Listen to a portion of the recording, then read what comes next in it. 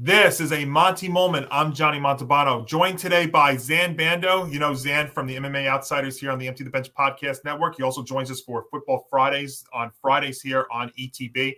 As we get you ready for a big weekend of college football action. Zan, it's conference championship weekend. First off, welcome. How are you? I'm very well. Thank you again for having me on. We've been looking forward to doing this for a bit, and I figured, it's conference championship week, and I feel like my niche is the Big Ten conference. So what a better time to go on with you and talk about all of the madness that is college football conference championship weekend, and of course the impending college football playoff. Yeah, absolutely. And, the Big Ten's been a big talk this year because of Ohio State and Michigan and Penn State. And obviously we had the game this past weekend between Ohio State and Michigan, where Michigan did prevail once again for the third straight year. Now, Zan, you're a Big Ten guy. I know you do some work for like the Big Ten writing, right? Mm-hmm. Yeah. It's, So so you can find my work on MikeFarrellSports.com and Men's Journal, where I cover Big Ten football, college football, recruiting, and everything. That's where too. So outside of my podcast ventures, I'm also a very well balanced freelancer, if you will, at the moment. So absolutely. We will definitely check that out for sure. I know you sent me a link to one of your articles from earlier in the season, and it was fantastic. Well, Zan, I got to tell you, we get yourselves ready for conference championship weekend. Before we do, let's look at the college football playoff rankings, because in the near 10 years that this CFP has been around, I don't remember going into a championship weekend like we do with 8 teams for 4 spots. I mean, this is really exciting. As we get ready for this Friday and Saturday, we've got Georgia number 1, Michigan went up to 2 with their win over Ohio State, Washington jumped up to 3, and Florida State back into the conversation at 4. And then rounding out the top 8, Oregon 5, Ohio State 6, Texas 7, Alabama 8. Before we go any further, you have any issue with the order that they have right now? Not at the moment. I mean, I think going into this weekend, these are the 4 best teams, and I just want to say, even with the injury to Jordan Travis, I think the committee did the right thing by not punishing Florida State in this situation and keeping them out, because they are one of the few undefeated teams left. So no, I wouldn't have an issue with the order. Although I do think you can make the case for Georgia and or Michigan being number 1, but I think they got it right. I totally agree. I think this order is the right way. Georgia, you look at their schedule, Georgia's played and won against 3 ranked opponents. Michigan's best game really has been the 2 ranked games that they've had against Penn State and Ohio State. So I think if you base it just on strength of schedule, which they seem to do, I would agree that I think Georgia is number 1 right now, Michigan 2. And I agree. I'm happy that they didn't punish Florida State, because they have shown that in the past that they could punish teams for an injured player. I think that's why Georgia really did not start the initial CFP rankings as number 1, because of the injury to Brock Bowers. But yeah, I don't have a problem with this order at all. They're staying consistent, which is a rare thing by this committee, but they're staying consistent because they're keeping Texas in front of Alabama. But I tell you what, when you look at this going into Friday and Saturday, I think the only guarantee I can tell you right now is that we're going to have a Pac-12 school in the final year of the conference as we know it. They'll be one of the top 4 playing on New Year's Day. The thing to watch, though, too, a fun fact is that no number 1 team, in this case Georgia, at this point in the CFP has not made the semifinals. But again, this is not a normal year. So under some crazy scenarios, and I'm gonna give you a couple when we make our picks here, that there is a possibility that this could be the first year that the number 1 team, in this case Georgia, may not make it. I think it's going to take a lot, though, and we will see. But it's going to be exciting. So are you ready to do this thing, Zan? Absolutely. All right. So 5 picks. We could pick every conference championship game, but we're going to pick the 5 biggest ones that have the biggest implication here on the CFP as we know it. So it starts out Friday night. Also, by the way, just to give you my record in our Montie moment college picks this year, 25, 21, and 1 here in 2023. And again, we got 5 picks, and we'll try and go 5-0. But I got to tell you, to go 5-0, I think we're going to have to be bold here. And I'm going pretty bold with these picks. And let's start out with maybe the game that has one of the biggest implications on this in the CFP on Friday night, Zan, at 8 p.m. Eastern on ABC. We got the Pac-12 championship between 5th-ranked Oregon, 3rd-ranked Washington. It will be a Chris Fowler, Kirk Herbstreit, Holly Rowe special on ABC. And the 5th-ranked Oregon Ducks are laying 9.5 points in this one. Yeah, I mean, I just feel like this is going to be a classic rematch. The first game at Washington about a month or so ago was just absolutely unbelievable. It was a complete shootout, and I expect the same thing from Bo Nix and Michael Penix Jr. And I think that this is where Michael Penix Jr. makes his Heisman case really clear. I think Washington edges or Oregon wins, and I actually think not only do they win, but they cover. They covered the spread outright. It's going to be a very high score Ring of Fire, probably like a 45-40 game in that one. I just see Washington's offense being a little bit too powerful, and I think whoever has the ball last in this one is going to win the game. So you have a high scoring game here. Mm-hmm. See, I'm different in that regard. I actually think this is kind of a lower scoring one. Unlike their first meeting, which was 36-33, I actually think this is more like in the low 30s, maybe high 20s. So I know we're going to do an over under in this too.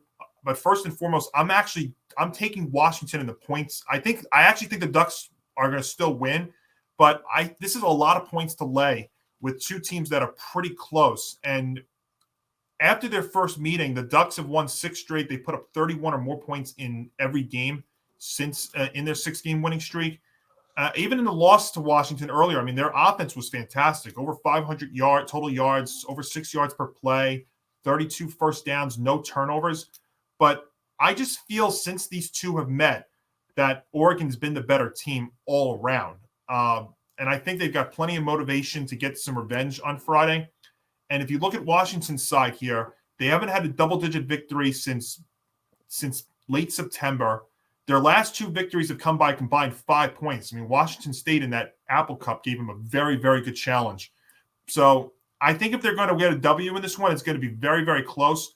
I do like Washington to pull out all the stops in a very competitive game, but I just think this is too many points to lay with the Ducks. So while I do think they're going to win and get revenge, I am going to take the points with Washington on Friday night. And I know we did some wolf spread plays too. I love the under in this game. It's 66.5. I actually think this is kind of a lower scoring one. I think the defenses actually do prevail, which is pretty rare for a Pac-12 game.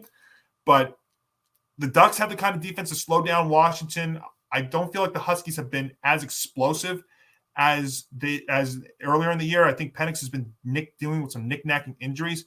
But I definitely do think we're going to be in for a thriller here on Friday night. And obviously the winner of this one will get into the CFP top 4. And I think that's going to be Oregon. So I'm going to take the Ducks to win, but for the spread, I will take the 9.5 with Washington on Friday night. Okay. So we'll see there. And then we go to the 4 big games on Saturday. Let's start at noon Eastern at AT&T Stadium, the Big 12 championship with Sean McDonough, Greg McElroy, and Molly McGrath on ABC. It's 18th ranked Oklahoma State, the Cowboys, taking on the 7th ranked Texas Longhorns. And those Longhorns, trying to get into the CFP themselves, are laying more than 2 touchdowns. Yeah, I just think with the way that Oklahoma State has played the last several weeks, I don't see how they lose by less than 2 touchdowns. I think that these are clearly the 2 best teams in the Big 12. I think this is the matchup that it deserves to be, and rightfully so. I just think that Quinn Ewers is a little bit better, and I think he has something that he has to prove. You know, or not really knowing what his college football future is going to be, or if he's going to decide to transition to the NFL afterward. And I just think this is one of those games where either way, no matter how this game goes, I think these are the 2 best teams in the Big 12, and I think that Texas edges Oklahoma State, so I will pick Oklahoma State to cover. But I think Texas wins the Big 12 championship and makes their case for the CFP. I mean, gentlemen, Aaron Lee Corso, great choice, kid. Great choice. Yeah, you and I are in total agreement here. I think Texas wins this, but again, too many points to lay. I'm taking the Cowboys plus the 14.5. There's one thing that's almost a guarantee in the Big 12 championship games. They're close. Now, we had a 5-year stretch where there was no Big 12 game, but 7 of the last 8 conference title games have been inside of what this spread is. So I'm definitely backing Oklahoma State here. Now, that being said, though, the Longhorns would love to win this game by more than 14.5 points to get a convincing win and to really solidify themselves in the CFP. But the Cowboys have been one of the best turnaround stories in college football this season. And I think we see them throw everything at the Longhorns here, and what has the potential to be an absolute classic. So, yes, I think Texas wins this, but I think, again, too many points to lay. So I'm going to grab them with Oklahoma State. But I think as long as the Longhorns win this by a touchdown or so, they will definitely elevate themselves into the conversation of one of the top 4 teams in the CFP. And they need that if they want that conversation, because right now, the one thing the Longhorns do have is they do have the most important win, or the best win in the country right now. That For win sure. over Alabama back in week 2, that 10-point win in Tuscaloosa. That right now is the biggest win in the country, because if they don't have that win, if let's say they don't even play Alabama this year, then they're not in this conversation, I think, as much as they are right now. No, I would also argue the same thing. I would argue that if they hadn't played Alabama and or beaten Alabama, this Texas team would probably be 11 or 12 and not even in the discussion, considering who the remaining strength of schedule was. So I'm in agreement. And then also, if Oklahoma State wins this game, and with in the next few years Mike Gundy decides to retire, I think that you could potentially look back on this potential upset as a Mike Gundy legacy game too. Yeah, certainly. That's definitely a possibility. And again, back last year in the Big 12, as we know it as well for them, should be a classic down there at AT&T Stadium. I don't think the Cowboys, this set of Cowboys wins it down there, but I think they keep it close. But I think Texas ultimately wins this Big 12 championship game. It's a Brad Nessler, Gary Danielson, Jenny Dell special on CBS at 4 p.m. on Saturday. We got the SEC championship between number 1 Georgia and number 8 Alabama. Yes, we've seen these two before. And Zan, the number 1 team in the nation, the Georgia Bulldogs, are laying 5.5. Yeah, I mean, this is going to be a classic. You could argue this is a prequel to what it could potentially have one of these two teams making the college football playoffs. So you want to talk about a de facto college football playoff game? This is exactly it, a week early. I think that Georgia has a lot to prove. I think Carson Beck has a lot to prove. But to me, I just feel like Alabama is being disrespected in this spot. I mean, they barely beat Auburn a week ago, and obviously they lost to Texas, which is a game they probably wish that they had back. But there's just something different about Alabama playing in the SEC championship game, and it really had Georgia's number the last few years. And I actually think that Jalen Milroe has another phenomenal performance, and those 3 touchdowns. Not only do I like Alabama to cover the 5.5, I actually think they upset Georgia and potentially ruin their season as a whole. So give me the tide. I got to tell you, this if that is the case, that is what is going to spark absolute chaos come Sunday at noon. Because the question mark would be, is that win enough to propel Alabama into the top 4? Because again, if the committee has told you that they cannot leapfrog Texas, because Texas has that, and why would they leapfrog them? If they both win on Saturday, they can't do that. But also, do you take a Georgia team that has just that one loss, even if it's a very close game? That's what ultimately the other thing too is how Alabama, if they do win this, is how they win it. Do they win in decisive fashion by like 20 or 30, or do they win this by a field goal? Because if Georgia loses this game on a last-second field goal in a very entertaining game where they play great and ends up being really close, is that enough to propel them out of the top 4? That I don't know. In years past, I think they'd still be safe, but based on everything that we're talking about, I don't know if Georgia survives that. So it's such a tough call. Yeah, it's a very good question. I think if Georgia loses this game by more than 10, I think you could consider them out of the conversation. But if the game is close, and then barring the outcomes of the other conference championship games, I think there's still a hope. But I think that Georgia can not worry about any of those possibilities if they win. So I think the thing that you need to focus on the most, at least for Kirby Smart and company, is winning the game. Because if you lose by any margin over 10, I think you could be sitting and playing the waiting game, and that's probably the last thing that he wants to do, is given his stature and him wanting to go back to the national championship and potentially repeat. So, yeah, I mean, and to be quite honest with you, out of all the conference championship games that we've gone through, I think this one is the most highly anticipated by far. I also think this is the toughest game of the pick of the week to pick against of the 5 that we're picking to pick against the spread. And I'm even saying that with a huge number coming up in the Big Ten game coming up in 2 picks. But the one of the other many things in this one is these were 2 teams that when we started the year, we didn't know what to expect because of the quarterback situation. Obviously, Stenson Bennett going pro, Bryce Young going pro. So that left us with 2 QBs that we never really saw before in Carson Beck for Georgia and Jalen Milroe for Alabama. And if you look at how Jalen Milroe's turned his season around there for the Crimson Tide, I mean, it's one that you almost could see a documentary made out of, from being benched against UCF to now coming back and making that unbelievable throw on 4th and goal from 31 against Auburn last week. He's playing with confidence. And the thing is, Georgia has not played a defensive team like Alabama all season long.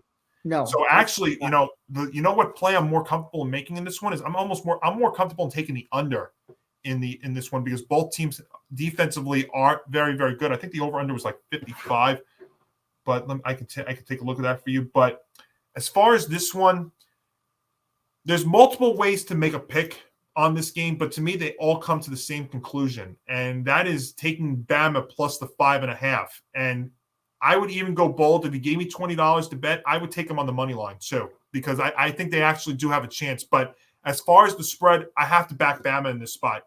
Georgia's the better team, maybe the more consistent team, and a comfortable win wouldn't surprise them. But just based off the spread, they're also 5-7 this season, which includes a 4-6 against the spread record in its last 10 games. And Bama is playing its best ball this season right now, fresh off that emotional high against Auburn. They've covered in 7 of the last 10. And Alabama has also not lost an SEC championship game since 2008, and they've won 7 of its last 8 meetings against Georgia. And we said it before, Zan, Nick Saban has come through in these spots time and time again, and I'm getting more than a field goal.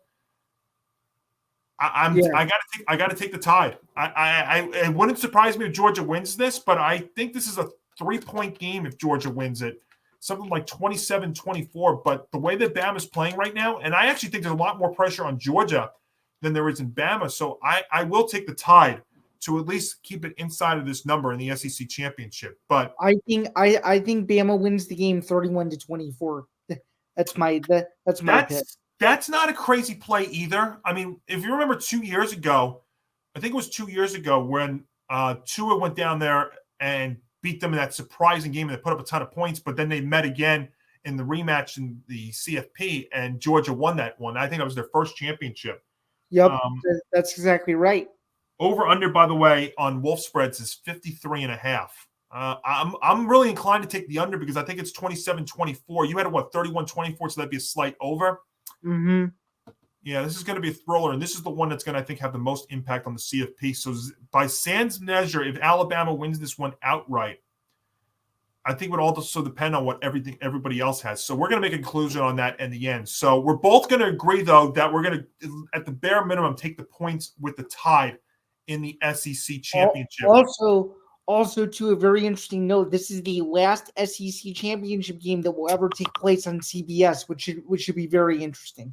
That's right, because that's going to change. That's going to change too, for sure. And I think Brad, Gary, and Jenny are going to be in for a thriller down there on Saturday afternoon. All right, let's go to some night championship games. Zan, it's a Joe Tessitore, Jesse Palmer, Katie George special on ABC, and at 8 p.m., we've got 14th ranked Louisville, 4th ranked Florida State in the ACC championship.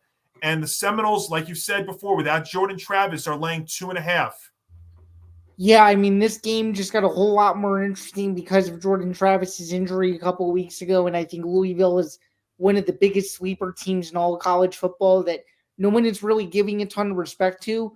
I think this is going to be a closer game than people think, but I just think Florida State's going to have a little bit more stamina. I think their running game is a little bit better, and I think their defense will make a couple plays that will determine the outcome. So I actually like Florida State in this win to win by about 8 or so. But I do think that Louisville will give Florida State all they can handle and cause as much chaos for, let's say, 57 out of 60 minutes and make people fret until Florida State finally wins. But this is one of those games where I'm sure you would agree with this. I think this spread would be much higher if Jordan Travis was playing, but he isn't. So I think this is one of those games too where if you're a Florida State fan, you got to kind of hold your breath and you got to kind of hope that the young kid can go in and make some plays because I'm sure he's never played in a game like this in his life, and I'm sure that this is definitely a big spot. But I think that I think that everyone will be ready to go, and I just think overall too. I think the way that Florida State has played their schedule has been magnificent. Seeing Louisville very similarly to when we started this recording. I think these are the two best teams in the ACC. I think these two teams deserve it, and I think they're going to go out and put on a hell of a show. So, Yeah, I do totally agree with you. And what helps Florida State also here is the fact that Louisville dropped to only 14, and they didn't drop further because that's another big win for them on their resume. In case there were any doubts about Florida State, with their resume here, winning the ACC championship against the 14th ranked team in the CFP, I think is going to help them a long way. But yeah, you're totally right. If this number was north of 2.5, and if Jordan Travis wasn't playing, this game was north of 2.5, then I almost would lean more towards Louisville because they do have the defense to win this game. And I think the loss that they had against Kentucky maybe was a little bit looking ahead. And yeah, Florida State maybe is shaky at best right now offensively with the loss of Travis, but I still trust them because I trust defensively how they are. I think they've got enough of a running game where it can grind out a game similar to their game against Florida last week. I know it didn't start off pretty, but their backup quarterback, Tate Rodemaker, has avoided costly mistakes so far this season. He has not thrown a pick. He's thrown for 5 touchdowns in the short sample size, but I think this is more about the ground game for the Seminoles. And I think this at times may not be pretty, and it may come down to the wire, but since I'm laying less than a field goal, I think they're going to cap off an undefeated season here. So I will take the Seminoles to win the ACC championship on Saturday night, and that will help their cause going into Sunday's ranking. Just a quick follow-up, considering that Louisville has a first-year coach in Jeff Brom, and considering that he just coached the Big Ten championship game a year ago in a loss to Michigan, do you think that Jeff Brom kind of getting revenge in a different championship game, do you think what he had to go through last year will serve as any extra motivation going into Saturday? I think it'll help. Yeah. I mean, there definitely can be. I mean, I think he's done a great job over there at Louisville in his first year. I mean, they've had some pretty good wins for the most part. I mean, I know they've had some bad duds too, but considering where they were to where they are now, I think that absolutely is it. Yeah, for sure. So this is a big one here. If again, more chaos if Louisville pulls off this upset, then the ACC is out of the picture, and that helps the likes of Texas and Alabama if we assume that they're going to win their respective conference championship games earlier in the day on Saturday. And then Zain, it's your conference here. We've got a Gus Johnson, Joel Klatt, Jenny Taft, and Tom Rinaldi special on Fox Saturday night for the Big Ten championship. It's second-ranked Michigan with Jim Harbaugh back as the head coach for this one. They take on 16th ranked Iowa, and not a typo, as the Wolverines are a 23-point favorite heading into this one. Yeah, this game is going to be very interesting for several reasons, just considering the storylines. I mean, Iowa is one ugly the entire month of November, in Michigan, even with their acting head coach, has just done a magnificent job in the absence of Jim Harbaugh. I think this is one of those classic Big Ten championship games where the Big Ten West is, being set out on its shield. I mean, it's only fitting that Iowa, one of the best defenses in the country and one of the worst offenses in the country, makes it to this game, just considering how kind of unwatchable at times the Big Ten West was. But this Michigan team, I think, is a team of destiny. And could you make the argument that it is too many points? Yeah, but clearly, unless Iowa's defense comes to play them as Troy Taylor as the game of his life, putting Michigan in horrible field position, I just don't see how Iowa can pull off this upset. And considering that even though Cade McNamara is now at Iowa and he's claiming that he knows everything, I just think that Michigan's a different beast, and I think that Blake Corum and Donovan Edwards have something to prove. And I just think Michigan's is just gonna make one too many plays. They might struggle for a quarter or so, but outside of maybe the first quarter getting their feet and stuff, knowing that they've been to Indianapolis before, knowing that this is the second time in 3 years that they're playing this team. I think that outside of the first quarter, the second, third, and fourth quarter, assuming that Iowa doesn't do anything too drastic, I think it's going to be all Michigan. The only way I could see Iowa winning this game is if they somehow get the ball first and jump on them early and try to make J.J. McCarthy think a little bit. But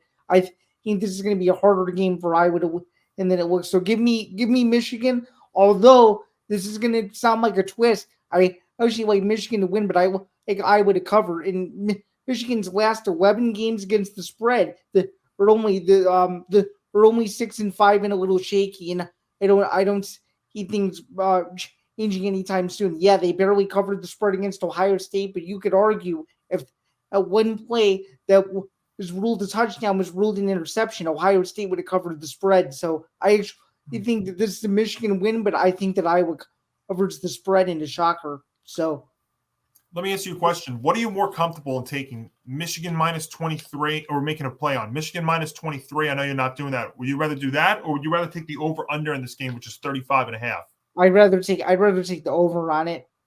Yeah, see, I think it's tough because I think if it's under, I think if that's the under, I actually think Iowa covers, but I'm going to lay the 23 here with Michigan because I just look at these two teams this season and Iowa's only faced one ranked opponent this year, and they lost 31-0 back in September. Yep. The Hawkeyes, I mean, they've scored just over 15 points once in their last 6 games. And I just feel like the 9 blowout wins that Michigan has this year, I think Iowa's struggling offense is going to have a tough time keeping pace in this one. So I think, if I wanted to be really – see, even if it's 28-7, that goes under the 35.5. So that's why it's tough to take Michigan minus 23 and the under because I don't leave myself much wiggle room in that regard.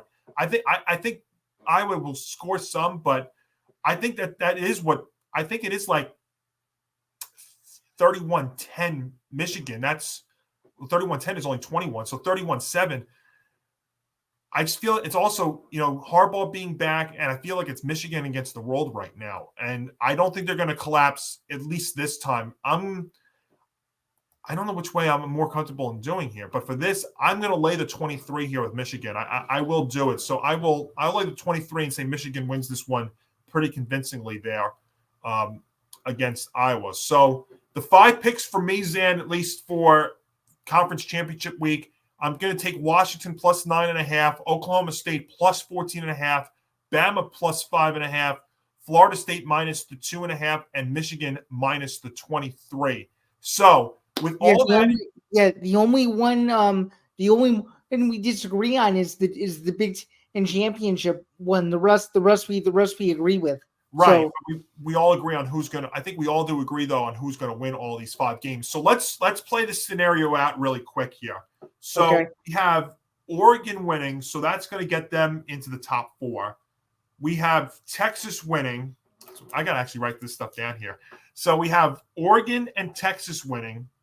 Okay. We have – you want to say for fun, let's say Alabama wins against Georgia. All right. Florida State wins. And Michigan wins. So that means that Michigan would go 1. Okay. That means that, let's see here if I do some math. Well, here's where the fun begins. See, I'm just trying to do this in order. You would have to probably put Oregon 2. You would put, see, here's the thing. By that scenario, Michigan would be 1, Oregon would be 2, Florida State would be 3, and Texas would be 4. So Bama would still be out of the picture. You would not have an SEC team in the CFP this year. No, you wouldn't. And that's what I'm saying. You cannot put Alabama above those teams. Right, and you can't put Alabama in over Texas because they lost to Texas. Exactly. That is exactly right. That is why that is the most important win, the best win of the season right now. So there is, and I know there's been a lot of talk about this week, there's no way you can't put that an SEC team cannot be in the top 4. Well, I just gave you a scenario where there is no team. And again, we have not had a situation where the number 1 team entering the conference championship, the penultimate week of the CFP, has not made it. But you know what? By our scenario, there will not be a an SEC team in the top So, four. so realistically, is that your top four, or did you just want to play that scenario as a hypothetical? Because what would be your top four in that case, and then I'll give what mine would Well, be. if we're going based on our picks for today, I mean, obviously, if Georgia loses, you got to put Michigan number one. 100%. I think Oregon's resume is better than Georgia's. I think sometimes you do this by eye test too. I still think Georgia's better, but sometimes you have to base this off a resume too. And I think honestly, my thought would be I think you have to put Georgia still in that top four. But who am I knocking out? Am I knocking out Florida State or am I knocking out Texas? Yeah, that's a good point. So my top four would look something like this. So assuming Michigan beats Iowa, Michigan's number one. I would actually put Alabama number two, assuming that they beat Georgia. Washington would be number three, and Florida State would be number four. Wow. So you would leapfrog Alabama over Texas. Mm-hmm. Wow. This is only assuming though that Texas loses to Oklahoma State. Now if they don't, all you have to do is swap Alabama out and put Texas in. Yeah. But that four is the top four I would love to see. But based on my picks, all you'd have to do is put the Longhorns in for Alabama. That's it. Yeah, if Texas loses and Alabama wins, then I think that's that. And with that scenario, then I guess you have to put Bama at number four. Mm-hmm. Tell you what, the committee is going to have a hell of a time come Sunday. I would love to be in that room Sunday at noon Eastern when the show comes out. Well, for sure. I bet that Blue Corrigan will be staying up till 5 a.m.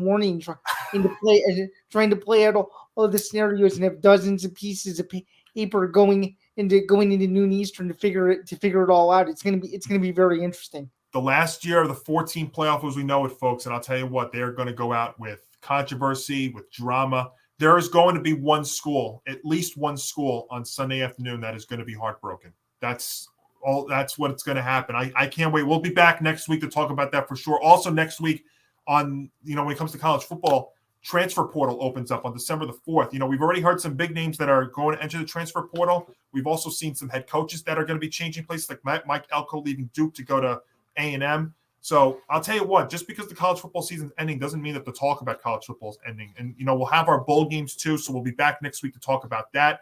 But I'll tell you what, Zain, first off, thanks for joining us. This was a lot of fun. Of course. And, of course, you can catch Zain along with Tom Albano on the MMA Outsiders. That drops Tuesdays at 7 p.m. here on the Empty the Bench Podcast Network. And Zain will join me and everybody from the Empty the Bench Network on Friday at 12 p.m. for Football Friday. This will be Week 13. I'll be back as host for that as we get you ready, presented by Wolf Spreads for Week 13 of the NFL. That'll be on Friday. And, of course, we're back next week to talk about what happens with these games and so much more. So, of course, for more, make sure to like us on Facebook and Twitter at GameOnETB, on Instagram at GameOn_ETB. Of course, check us out on youtube.com/ETB Network, where if you like our Monty Moments and all of our content, leave us a like. If you're new, hit that subscribe button. And, of course, make sure to hit that notification bell so you know when all of our stuff's going to be coming out. You can also check out our website at etbpodcasts.com for more information about our great network, including all the shows, our talent, and so much more. And if you cannot watch us, make sure that you can listen to us wherever you get your favorite podcast on the go. So for Zain Bando, I'm Johnny Montalbano. This has been a Monty Moment here on the Empty the Bench Podcast Network.